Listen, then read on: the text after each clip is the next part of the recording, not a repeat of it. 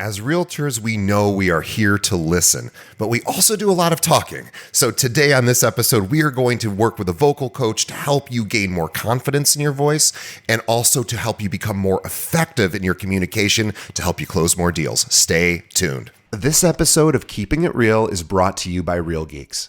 How many homes are you going to sell this year? Do you have the right tools? Is your website turning soft leads into interested buyers? Are you spending money on leads that aren't converting? Well, Real Geeks is your solution. Find out why agents across the country choose Real Geeks as their technology partner. Real Geeks was created by an agent for agents. They pride themselves on delivering a sales and marketing solution so that you can easily generate more business. Their agent websites are fast and built for lead conversion with a smooth search experience for your visitors.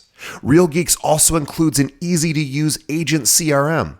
So once a lead signs up on your website, you can track their interest and have great follow-up conversations. Real Geeks is loaded with a ton of marketing tools to nurture your leads and increase brand awareness. Visit realgeeks.com/keepingitrealpod and find out why realtors come to Real Geeks to generate more business. Again, visit realgeeks.com/keepingitrealpod. And now, onto our show. Today's episode is brought to you by Corded.io. Are you looking for agents to join your brokerage or team? Now, as a real estate recruiter, I can tell you the answer is always yes. But most agents aren't looking to move right now. So how do you know who to contact? Well, what if I were to tell you there's a recruiting and retention tool powered by artificial intelligence that shows you exactly which agents in your local market are looking to leave their brokerage right now and which agents at your own firm are also looking to leave you? Now, I've been recruiting realtors for 15 years and I've hired over 2,000 agents. I can tell you with no exaggeration, this is the tool I've been waiting for. Corded's AI looks for trends across dozens of variables for each agent in your market and shows you which agents they believe are likely to move. Not only does it do that, but Corded's AI went and visited my recruiting website and read everything I offer. So now when I'm recruiting, Corded's AI tells me exactly what to say based on that agent's needs and what my brokerage can offer. It even writes emails for me. I've never seen anything like it, and I use it every single day. Now, if you are looking to grow your brokerage, Corded.io is the best tool out there. Visit Corded.io to schedule a demo. Again, that's Corded.io. And now, onto the show.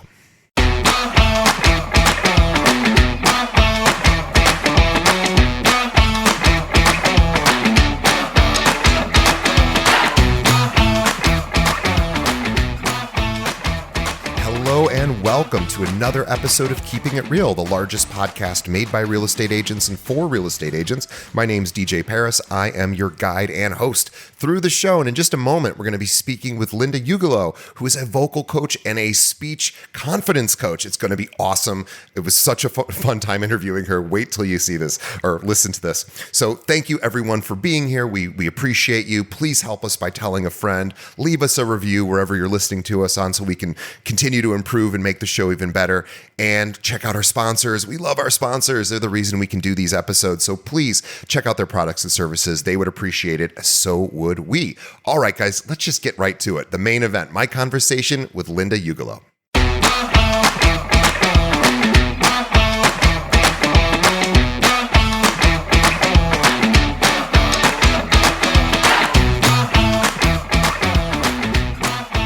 Today on the show, my guest is Linda Ugelow. And let me tell you more about Linda. This is actually a kind of a special episode for us. Linda Ugelow is a speaking confidence and vocal coach. Formerly stricken with public speaking fears herself. And by the way, that's one of the biggest fears here in America. But she now helps entrepreneurs, professionals, and corporate leaders transform their experience of speaking from dread to delight, whether online or on stage.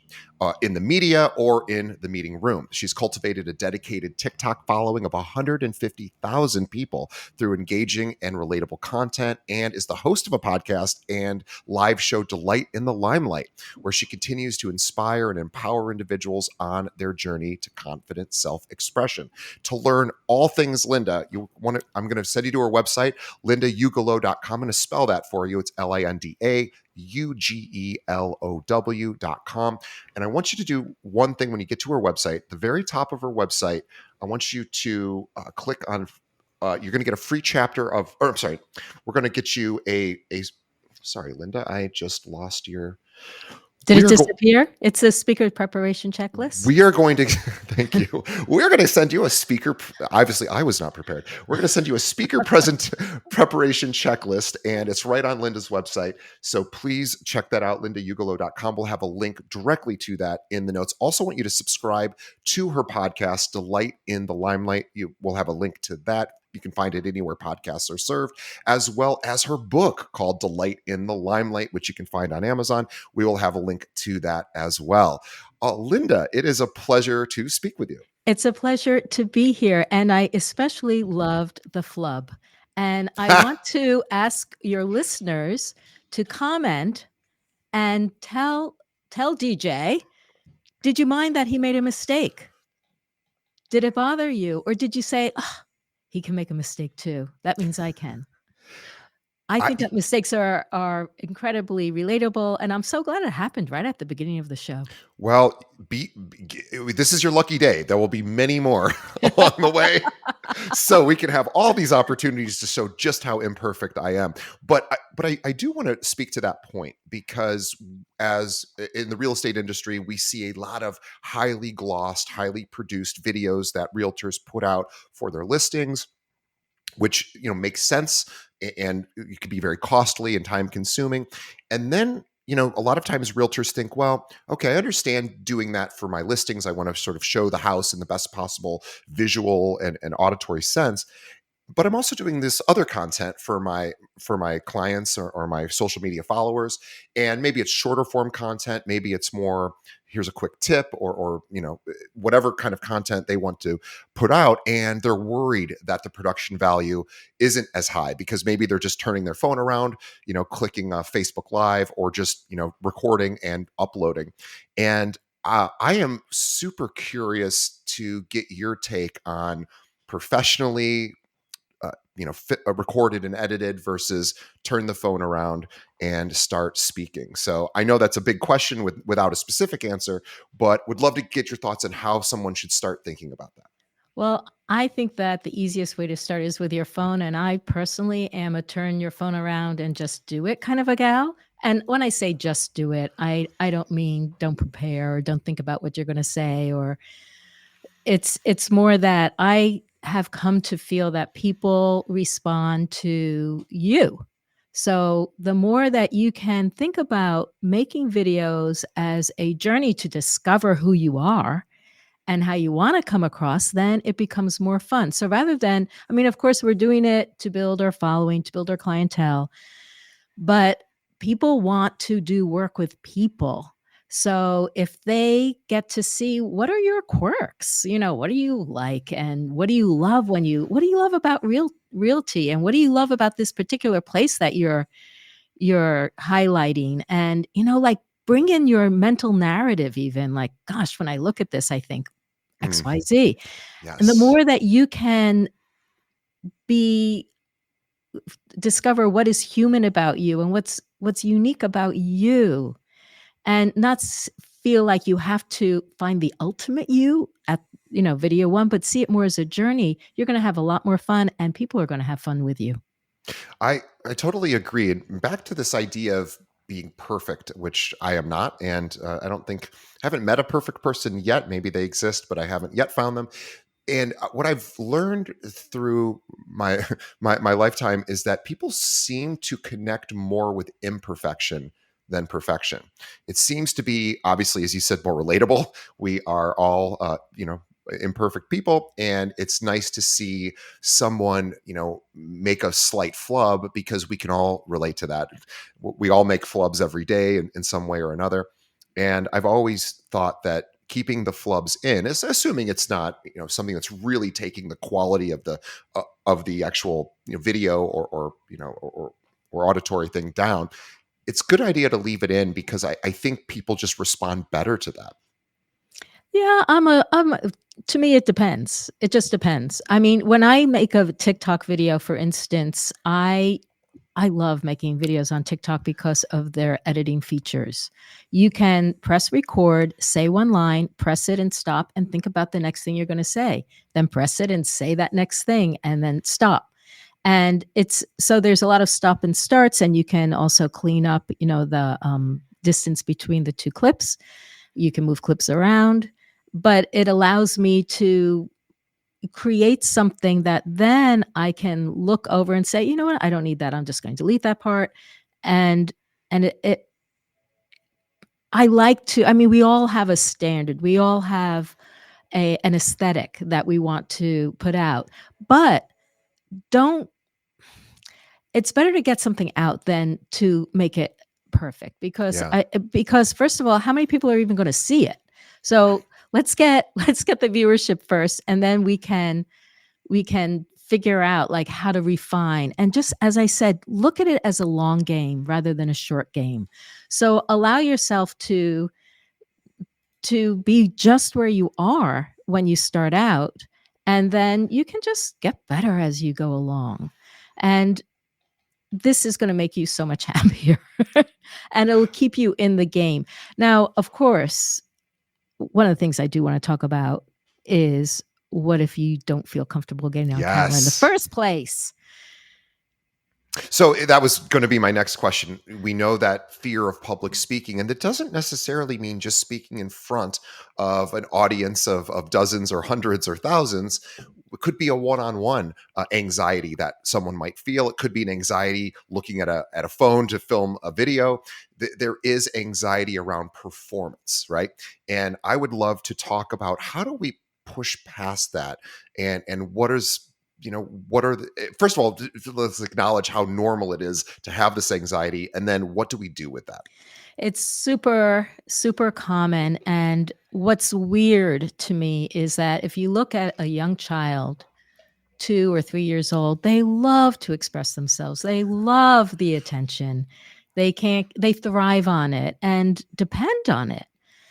So, what happens between then and say 10, 20, 30 years later? So, somewhere along the line, we trade in our free self expression for caution, Sure. and we decide it's safer to hide. And the reasons why, well, there are many. There's our educational system. So, so many things can happen there. You can have a teacher who didn't get you. You can feel pressure to perform before you're ready. You can be ridiculed or, bullied in public. And any of these things that happen are going to erode at your confidence, and it's going to make you play smaller and smaller and safer, so that because you concerned about what other people think, you're concerned about being judged, you're concerned about looking foolish, being laughed at, getting bullied again, or whatever it is. And then of course there's our home life, and our home life can help or exacerbate or do both. Like most of us have mixed childhoods. There are great things about it, and there were some sucky things. Oops, is that not okay to say? No, of course, Okay. of course. Speak freely. And the thing is, as kids or the younger selves, we don't necessarily have those resources when something happens to figure out, how do I get my mojo back? So We I was just thinking about this the other day, this idea of speaking anxiety, because I suspect that I have less of it than the average person. I've spoken at conferences, and obviously I have this podcast. But really, this is just one-on-one. But I've spoken in front of larger groups, and I get nervous too. And what I've learned, I've been studying DBT, dialectic behavior therapy, for years, and one of the sort of the core premises of DBT is that when we're activated, we're activating our sympathetic nervous system. We're in a fight or flight response, which is not particularly useful for accessing the higher cognitive functioning of the brain. When we're in that state, we might feel that we're in danger. There's a threat looming our way. The tiger, the lion's chasing us, and we're trying to get away to save our lives. And so what the brain does is it shuts down a lot of non-essential functions to allow us to take that energy, redirect it into survival mode.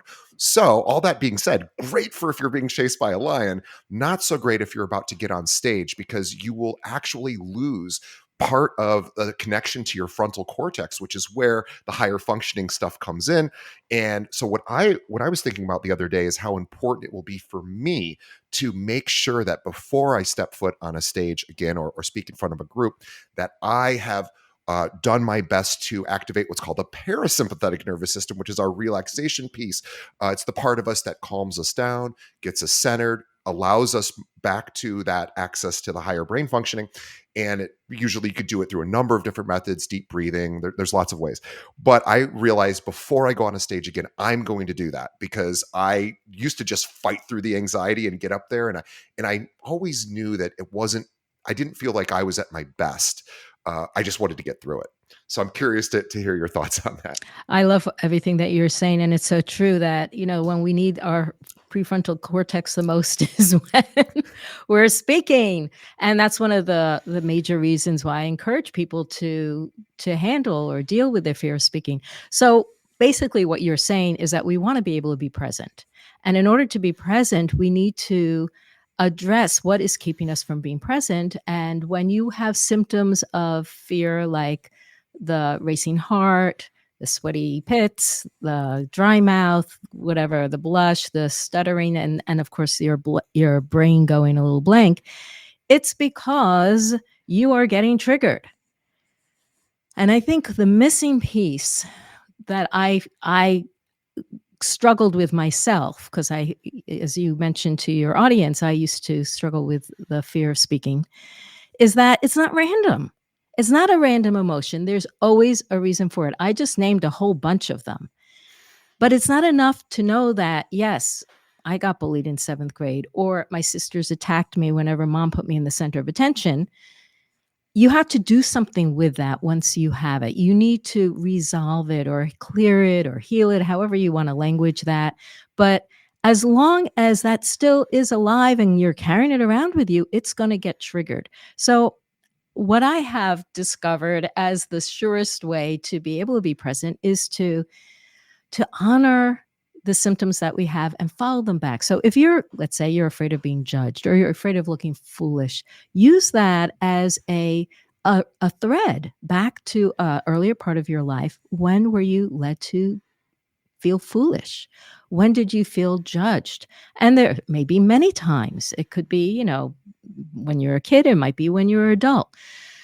So, but honor them, write them down, and then find some ways to clear or address them so that they're not getting activated. What you need to do is create a new relationship to it where you don't have the same conclusions. Oftentimes we think, oh, nobody talked to me in 7th grade. That means no one's interested in what I have to say. Right.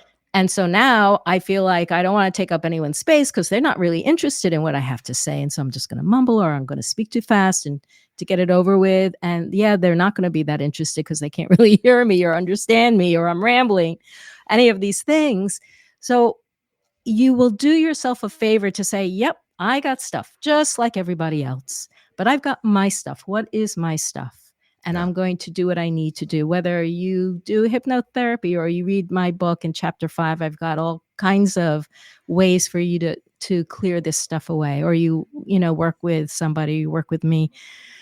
But if you address these things and get them out of the way, then you have the possibility of building that skills, building those like people skills, like relating to your audience, bringing in what you talk about, the parasympathetic system of being grounded and centered, and your heart is open, and you're feeling generous or playful or chill, or however it is that you want to come across, because you're not fighting over that mountain of anxiety to get to that place of cool, calm, and collected. I wonder how it seems like the role of mindfulness would be super helpful here, because as maybe we're doing a speaking engagement, or we're coming up to something, that interpersonal situation that we are feeling anxious about, and maybe it does go back to that 7th grade trauma experience where you didn't get invited to the party, or somebody rejected you, or somebody was mean in any way, and it's still there, and we know that now we're much older and those people are no longer a threat. However, that trauma wound is deep, and it certainly can come up. And I think via mindfulness, what I've learned through the practice of mindfulness is how to observe my thoughts, so I can actually, when that pattern runs, and I do have one from seventh grade, speaking of, and it's not related to this, but it's something else that happened to me that wasn't great. And so as a result, that pattern runs itself. It was a rejection thing. So I have this thing about being rejected. It's like everyone's got to like me because of this thing that happened when I was in seventh grade. Now, I know that's not a particularly useful way to move through my adult life. However, the wound is still there. And I used to be like, oh, just get over it. Come on. You don't have to think about that again. That's silly, And what you said is to honor those parts of us that are there because they are part of us. So via mindfulness, I'm now able to say, ooh, DJ, I just sort of will talk to myself in the third person. It just helps me separate from the anxiety at that time. I'll say DJ is reliving that experience of seventh grade or that trauma of getting rejected, and it's coming up for him right now because he's worried about being rejected. Well, the good news is, then I can take that information and then, like you said, use some of the principles that you have in your book to calm myself and to realize, oh, that's not actually happening right now. That, the anxiety might be there, but the actual reason for the anxiety is from a long, long, long, long time ago.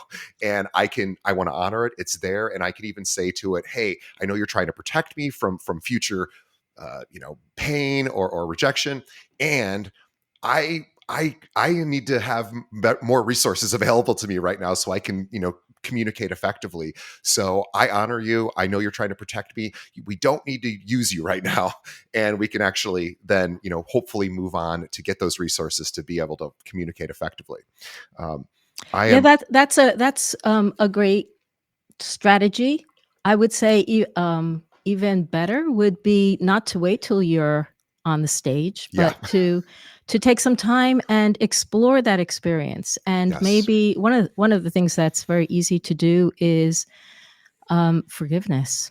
Yeah. Just like say, okay, younger DJ, I forgive you for not knowing how to handle that situation. Exactly. I forgive you. I forgive you other people for, being 13-year-olds Yeah. and not knowing, how to be in the world and understand how to be kind and resorting to bullying.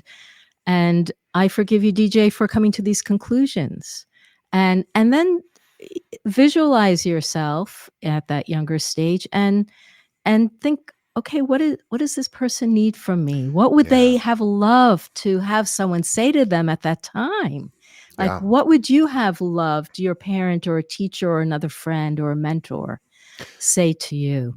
And if you do that now, I think it's going to be a lot easier when you get in front of all those people on stage because it won't be activated in the same way. Right. So why manage the fear when you can clear it? Yeah.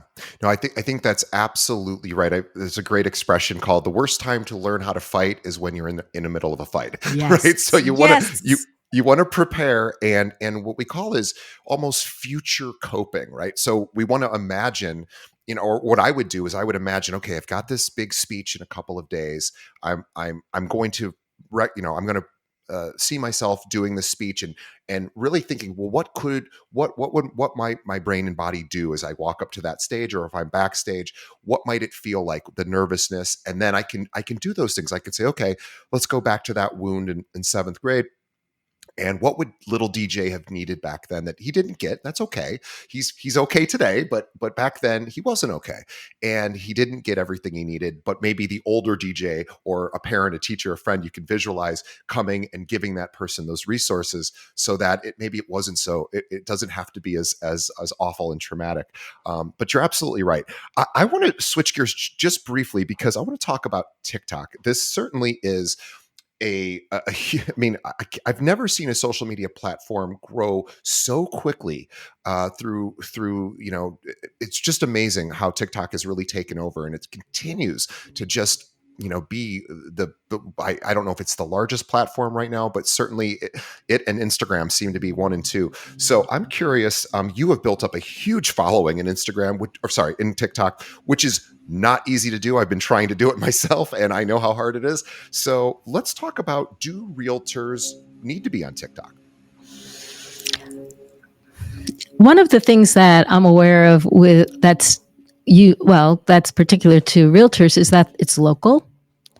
And so I guess, everything's an experiment.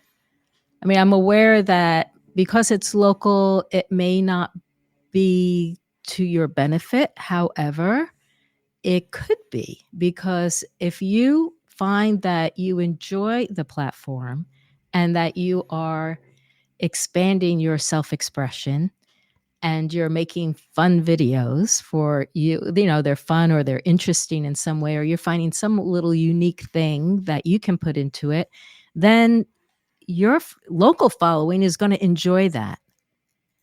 And there you can become a bit of a local star because you are willing to put yourself out there.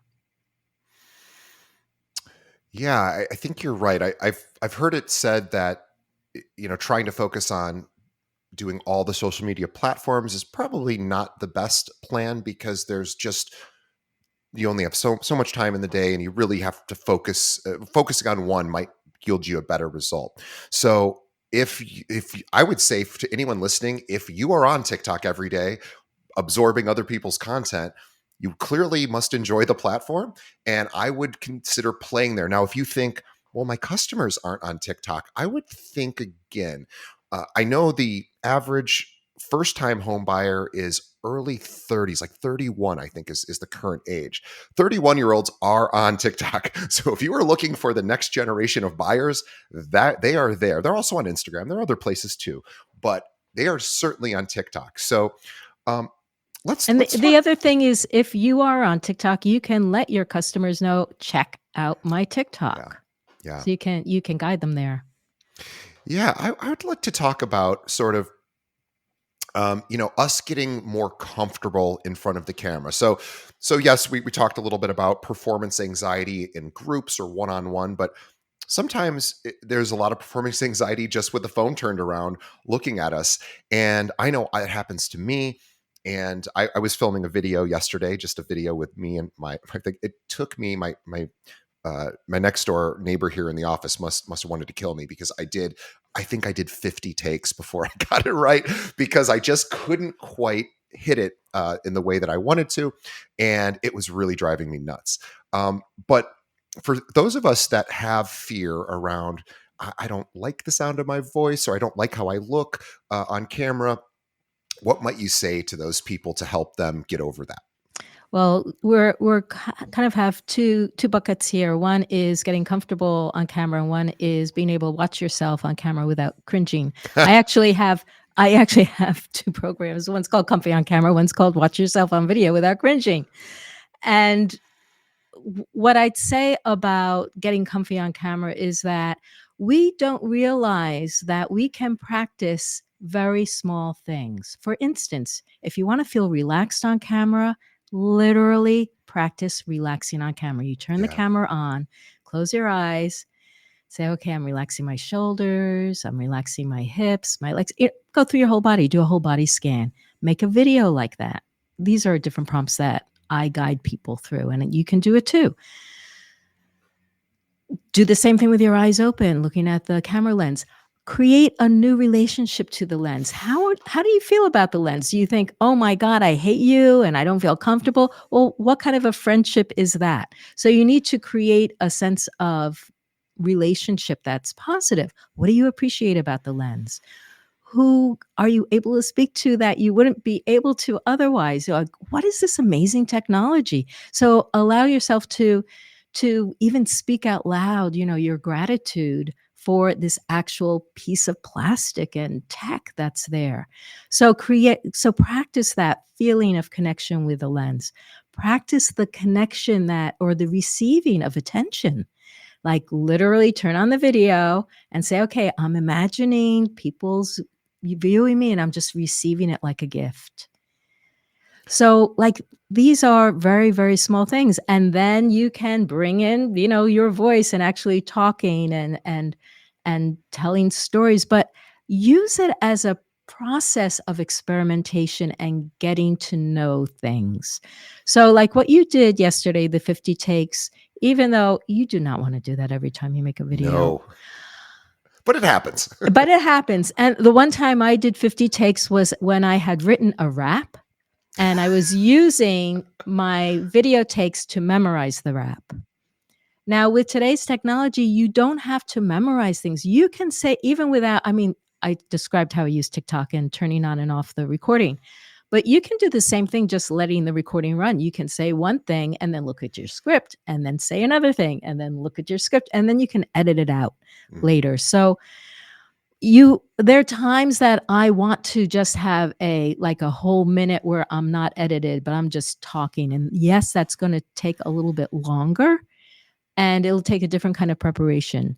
The way you need to prepare for that is to make bullet points. Like you might do a run through just to say, okay, what is it that I'm even wanting to say? I use the video to figure out what I want to say. Some people go to ChatGPT or they write something out, but I like to talk it out. So that's my way. I talk it out first and I go, okay, these are the things that I think are important. And then I write them down and then I'll remake the video. And if you take time to think through, you are more likely to get through your video without having to do it that many times. Tell me though, DJ, what were some of the considerations that made a take not usable? What did you not like? So what I didn't share was that I was doing what you were saying, which was I was working out the script as each take. And I wanted to try to do that. So normally, if I had written the script, somewhat word for word ahead of time, I would have only taken a couple of takes, 2, 3, maybe at most. But I was going the long way around, and I wasn't totally sure what I wanted to say. So the reason why it took 50 takes was because I was trying different things, seeing how it landed to me, and then trying to just cherry pick the best. There's a more efficient way for me to do that. Certainly does need to take 50 takes, but that's what happened yesterday. And I want to just go back to one quick thing you said that I think is really, really important, which is this idea of building a relationship with your recording device, probably your phone. And you're absolutely right. If I stare at those lenses, and mine has I have the iPhone with the 3 ones on the back, and if I get anxiety just looking at those lenses, it's probably gonna show up on camera. And I think back. I'm a guitar player. I've been playing guitar my whole life. I have definitely a relationship with my guitars, and every person who's a musician or plays an instrument probably can relate to that. And I never thought about building that relationship with the 3 lenses on the back of my camera, or back of my phone. But that would actually be really helpful, because wouldn't it be great if when I sat down and turned that camera around, that immediately I felt, wow, I might just say something that actually could help somebody. I might just have a tip that might be exactly what somebody needs. And this is my opportunity. Now, how cool is it that I don't need a bunch of super expensive equipment? I mean, I have a super expensive phone, and we probably all do. So we can just use that. And how amazing is that? So I love this idea of building a positive relationship with the camera. And it sounds maybe a little woo-woo silly, but it's not, because we all know when we look at certain things and we have negative associations with them, it really sticks and it's hard. So I just wanted to honor you for saying that. I would have never thought to develop a relationship with with a piece of plastic and metal, but it is absolutely a great idea, because I want to be confident and I want to have fun when I'm doing these videos. And I know that if I think this is going to be fun, then it's more likely to reduce my anxiety and just have a better product. So thank you for that. I think that is an incredible tip. Yeah, I do want to also respond to the watching yourself on video without cringing. So one of the things I love about video is that there's nothing that allows us to be more cognizant of our self-criticism than watching ourselves on camera. It just rises right to the surface. Otherwise, sometimes it's really hard to catch ourselves being mean to ourselves because it's so familiar. Yeah. We don't catch, like, who do you think you are? I mean, it's just like that just is in the back of our brain. Although it does impact us, and it's very important to clear these things away. But with video, it's like all you have to do is turn on with something you've made and immediately you go, oh my God, that's awful. And so this is a process that I teach all my clients to Again, honor the critic, because the critic is pointing to something significant for us, some ideal, some standard of aesthetic, something that we're striving for, and it's pointing to a place we're stuck. Yeah. So what I and the critic is noisy. So I say, if it's noisy, it wants to be heard, let's listen to it. So I recommend you watch yourself and you make a list of all the things you can't stand and just hang on to that. Then we go back, we go through and we look at all the things that we can like and appreciate. And I make it a game for myself and for my students. I always say, after you've like number the criticisms you have to find as many positives plus one. And usually people have to watch a video 3 or 4 times to get that number, because it's so hard for us to look for the positive. It's so easy for us to find the negative. So once you have those, your negative stuff, you can forgive yourself for having them. And then you can also take a look at them, because you'll notice that some things are things we can't change. The shape of your nose, the crooked teeth. I mean, you could change it, but we most likely won't. And so we have to come to a place of acceptance and honoring. So I had a thing with my nose because my mother told me my nose was ugly. So, and she Mm. wanted me to get a nose job and I didn't, but I absorbed that self-consciousness. So I realized, number one, I talk about this in a chapter of my book on healing our self-image. Like, our bodies they're not just visual, they are functional. And can you breathe through your nose? Isn't that amazing that we get to breathe through our nose? And I have a very good functioning nose. I'm really happy about it. The other thing about my nose is that it comes from the generations behind me. So it's like I get to carry on the genetics of my ancestors. And I do want to honor them. And I also know that nose shapes are, they go in and out of fashion. So, like, who's to say that one shaped nose is better than another? It's like, where does that even come from? So to find a way to honor and accept the things that can't be changed. And then the things that can be changed, like, why should we get upset if they can be changed? But what we do with the inner critic is that we invite it to become more skillful in self communication. Yeah. So rather than it having a lousy way of expressing itself, which it does, but why leave it there? Say, let's see how you can say it in a nicer way. And can you help me? If you don't like the way I'm waving my arms around, I always wave my arms. Uh, what can I do instead? And then allow that discerning voice. And the critic is a discerning voice. Let it come out with more of its wise suggestions. And it might say, I don't know, it might say, feel the weight of your arms and just let them hang and see what it feels like. It's going to feel awkward, but just try that out. Or feel like your elbows are at your waist and let your hands wave around. And you don't necessarily have to talk that way all the time, but try it out as an exercise. And then you say, thank you. What else? And then just let that part of your personality become more of your ally. I love that. And first, you said a lot. So I want to unpack it a little bit because there was so much good stuff there. So I love the idea of, because I don't watch my stuff back. Occasionally I'll listen to an episode and I probably should listen to more of them because I would most likely get information that I could use to even better my performance on these podcasts. So, and I owe that to the listeners. So I certainly should be doing that. And I haven't done it because of this ideal that you're talking about, that I don't want to look at my I've done 600 episodes. I don't want to listen to them because I will find imperfections with all of them, which again, we're all imperfect. There's always imperfection, but I'm going to say, oh, I shouldn't have done that. I shouldn't have done that. I should have not said or ah, or I repeated a question twice or asked 2 questions at the same time. And these are things that happen.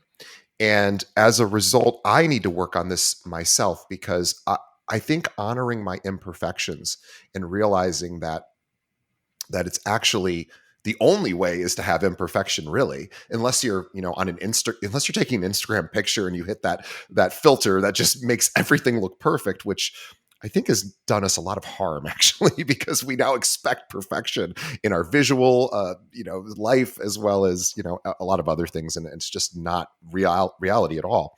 But I love this idea of going through and seeing the things that critiques that I have, and then writing all the positives that I can, plus one more than the negatives. And we're not trying to cancel the negatives out. What we're trying to do is honor both sides.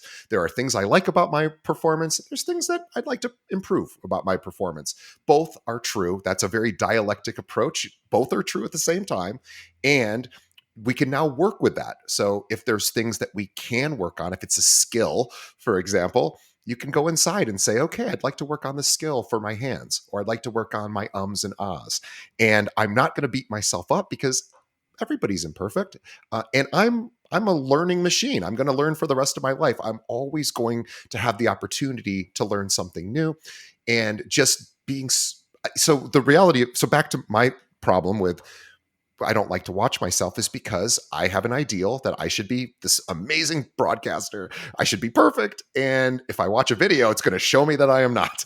So what I have to work on is, why do I have why do I have that ideal? Who is that? Whose voice is that telling me I have to be better or perfect? Right.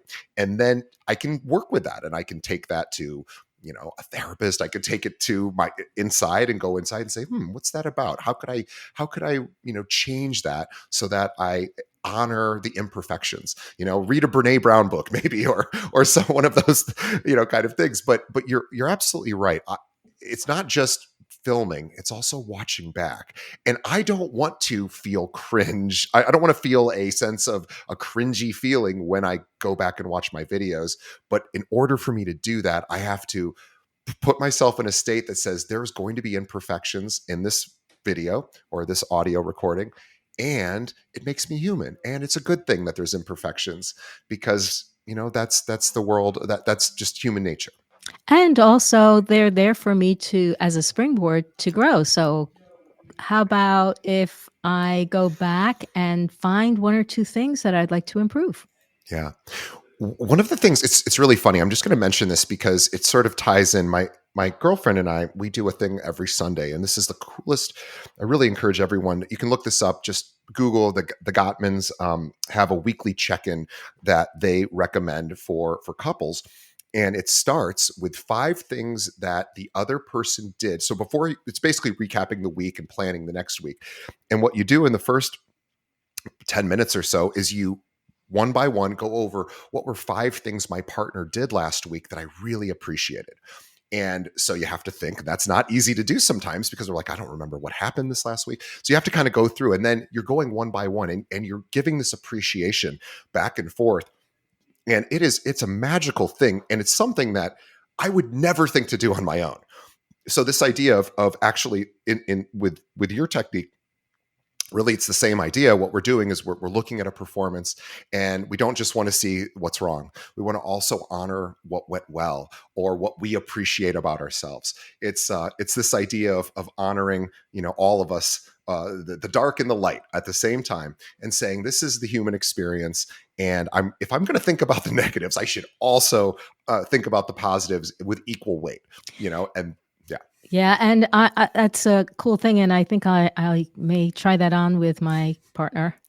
I also do a daily evening ritual, similar but more on a personal level, where I think of 5 things from the day that I appreciate in myself, Yeah. or that I'm proud of, and 5 things that I forgive myself for, so that it's not like I just feel bad, but I forgive myself for not getting around to that. I forgive myself for eating blah, blah, blah. I forgive myself for not getting enough exercise, or whatever it is. And I feel like these are important for speaking confidence. It seems like it's not related, but any place that we feel more grounded, more sure and confident in who we are, and compassionate with ourselves, where we can forgive quickly, because forgiveness is, I think, a practice. And that's Hmm. one of the things that I like doing it daily, is that if I make a mistake, speaking here or whatever, I blank out.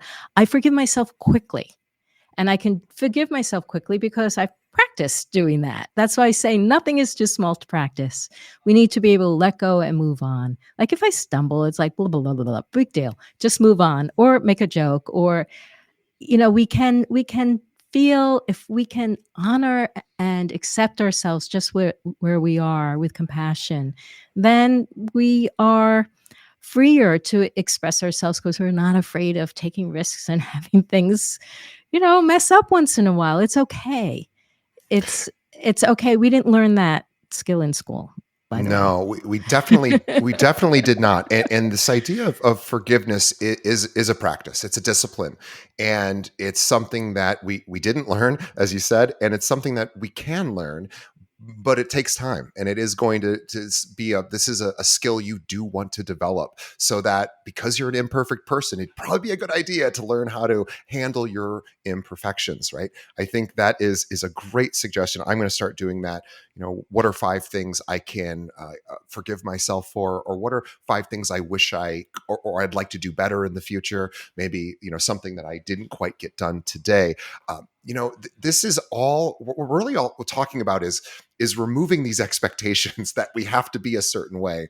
We're removing expectations so we could just be authentically ourselves and have all the resources within us to be able to effectively communicate. And also just want to mention to people, this is always a stat that people forget. It's something like only 12, and I might have this number wrong, but something like only 12% of verbal communication is actually what you say. And the rest, I believe, is in the way you say it. It could be your body posture, your tonality, all sorts of other things that are nonverbal. And so this idea of getting calm and centered is going to translate onto the screen, maybe even more so than what you're actually saying. Indeed. Well, Linda, you've given us so much amazing content. I want everybody right now to consider checking out Linda's website. In fact, don't consider it, just go do it. What you want to do is you're going to want to go to lindaugelow.com. That's LANDAUGELOW. And you're going to, right when you get to our website, the speaker preparation checklist is right in front of you, the big download now button. Download that so that I know I'm going to download it and use it in my shows going forward so that I'm prepared, because I need a preparation checklist as well. And this will help you in all your interpersonal interactions. She also has a podcast, which is called Delight in, oh my gosh, The Linda, limelight. Delight in the Limelight, which is also the name of her book. So we have a link to it on Amazon. Tell us really quickly what the book is about. The book is the guide to bring you from the dread of speaking to loving it instead. So I don't want yes, I want you to get over your fear of speaking, but I want you to love all the speaking that you do, because speaking is our human design. And when you clear this stuff away from your past, when you reorganize your relationship with yourself and how you speak to yourself, then you are free to really just expand into who you are as a person. And there's nothing quite as satisfying as getting to express yourself, feeling comfortable and calm, whether it's with friends, around the dinner table, with your clients, or on TikTok.